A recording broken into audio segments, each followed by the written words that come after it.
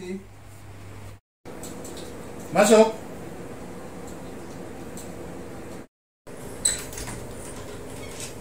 Bagaimana, Bang? Sudah? Sudah, Pak.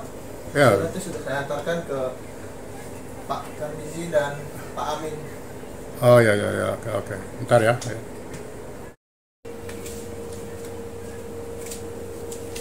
Bagaimana, udah? Sudah, Pak. Suratnya sudah diantar. Dan ke apa? Kliennya udah ketemu. Sudah bertemu dengan klien kita. Kalau tergugat juga ada. Tergugat kebetulan tidak ada di tempat, jadi diserahkan ke perwakilannya. Istrinya, Iya. keluarga. Iya. Dua-dua. Iya. Tergugat sana atau tergugat dua? Iya, dua-duanya sama oleh istrinya. Ya, oke. Jadi kamu paham ini apa isi surat? Coba dibaca Pak. Paham kan somasi? Somasinya paham tidak? Belum, Pak. Somasi itu surat peringatan, surat teguran. Jadi sebelum kita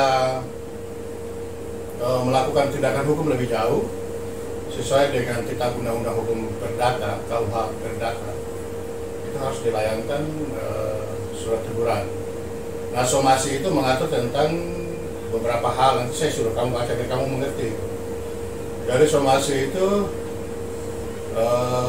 diatur dalam kitab undang-undang hukum perdata pasal 1238. Itu bahwa ada beberapa hal dari kewajiban. Nanti ada di situ. Coba kamu baca itu. Jadi di situ ada kop surat tidak? Ada. Nah, kop suratnya kantor advokat. Kantor advokat Baharudin Farawan, SHMA dan rekan. Nah, itu jadi somasi itu harus isi tentang kop surat. Kalau perorangan juga bisa, somasi mengatur tentang perorangan bisa melakukan somasi. Tapi kalau melalui badan hukum, apa saja, KPT, CV, itu harus mencantumkan kop surat. Terus somasi juga, itu ada perihal, somasi itu ada beberapa tingkatan. Somasi pertama, kedua, dan ketiga. Somasi tingkat teguran, peringatan gitu. Lalu di situ ada kepada. Kepada itu somasi ini ditujukan kepada siapa? Itu ketentuan somasi. Di situ kepada siapa? Klien satu, tergugat satu sama Tergugat satu Bapak Tarmizi dan tergugat satu sama tergugat dua. ya, oke. Lalu di situ juga menjelaskan tentang siapa kita. Tuh. Oh, kita yang diberi kuasa. Coba dibacakan situ. Dengan hormat, kami advokat dan konsultan hukum pada kantor hukum Dr.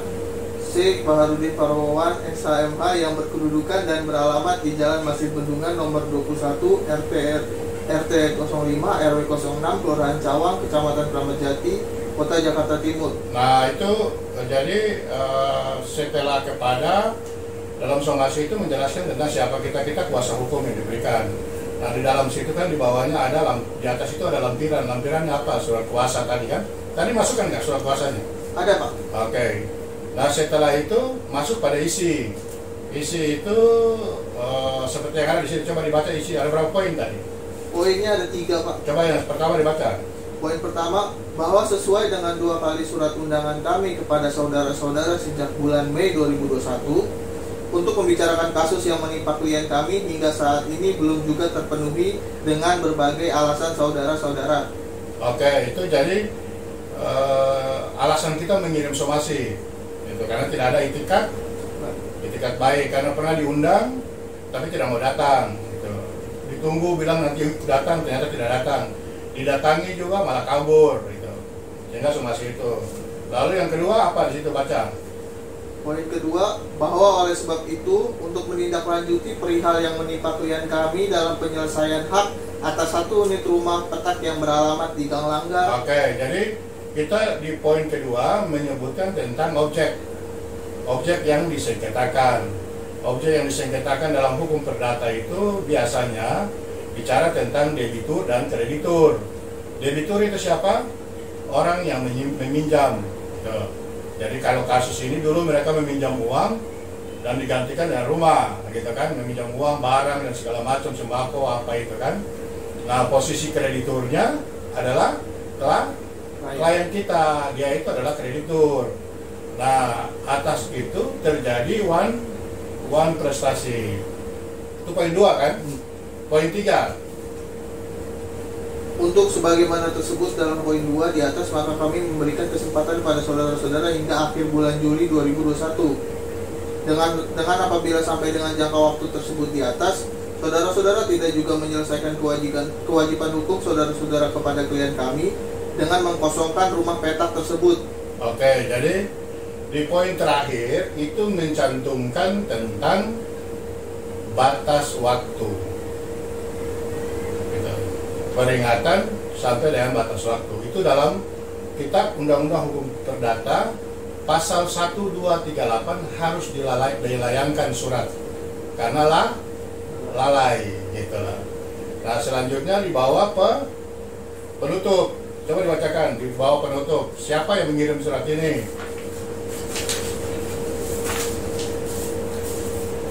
Demikian surat somasi ini kami sampaikan. Atas perhatiannya kami ucapkan terima kasih. Jakarta, 10 Juli 2021. Hormat kami penerima kuasa Dr. C. Baharudin Farawan SHMH. Nah, di situ jadi penutup, setelah kalimat penutup ada yang tanda tangan orang yang mengirim kuasa, yang mendapat kuasa. Lalu kemudian ada kalau diperlu pakai tembusan. Kenapa tembusan di bawah? Tembusan ini karena warga, kita pakai RT agar kemudian kalau ada proses hukum berlanjut, kita juga sebagai warga, sebagai masyarakat Indonesia ada etikanya. Kalau ada polisi datang apa, jangan mentang-mentang karena semuanya hukum lalu kita asal nongkrong. Enggak, kita juga menjaga budaya, ketertiban dan sebagainya. Lalu di situ juga mencantumkan yang terakhir ketembusan kepada klien. Iya. Tembusan kepada klien agar klien tahu bahwa surat ini sudah dilayangkan sehingga dia bisa bersiap-siap diri jika terjadi sesuatu. Dia ikuti perkembangan kita gitu. Nah, itu ketentuan yang diatur dalam pasal 1238 KUH Perdata, Kitab Undang-Undang Hukum Perdata. Nah, setelah pasal 1238 ada juga pasal 1243. Nah, somasi itu dilayangkan agar kita memenuhi unsur pasal 1243. Tahu pasal 1243 KUH Perdata nggak? Nggak tahu. Pasal 1243 itu menjelaskan tentang apabila terjadi one prestasi, bahwa terlebih dahulu telah dilayangkan surat peringatan gitu. Maka surat ini apabila sampai dengan batas waktu jatuh tempo 31 Juli belum juga tempat itu dikosongkan dan belum juga mengikuti ketentuan di dalam surat itu, maka kita bisa dua hal kita lakukan. Yang pertama adalah melakukan gugatan perdata ke pengadilan negeri. Yang kedua, kita apabila terdapat unsur pidana bisa dilaporkan kepada polisi. Oke, mengerti? Jadi itu tentang somasi apapun bentuknya, dalam hukum bisnis, perikatan, perjanjian yang bersifat dengan hukum perdata, itu harus didahului dengan etikat itu. Nah, makanya proses ini kamu yang baru magang mengikuti pendidikan dan pelatihan dengan cara ini agar lebih memahami. Jadi kalau bicara tentang hukum perjanjian, bicara tentang hukum bisnis, ada unsur-unsur hukum yang terikat. Di antaranya pasal 1238 yang berkaitan dengan somasi gitu. Lalu yang kedua pasal 1243 yang berkaitan dengan one prestasi. Ada peringatan dulu. Jadi kalau ke pengadilan sudah pernah dikasih somasi orangnya, kita telah memenuhi unsurnya. Oke, jadi sekarang sudah paham. Oke, kalau begitu sekarang kembali dan lanjutkan tugasnya. Siap. Terima kasih, Pak. Ya. Sabar.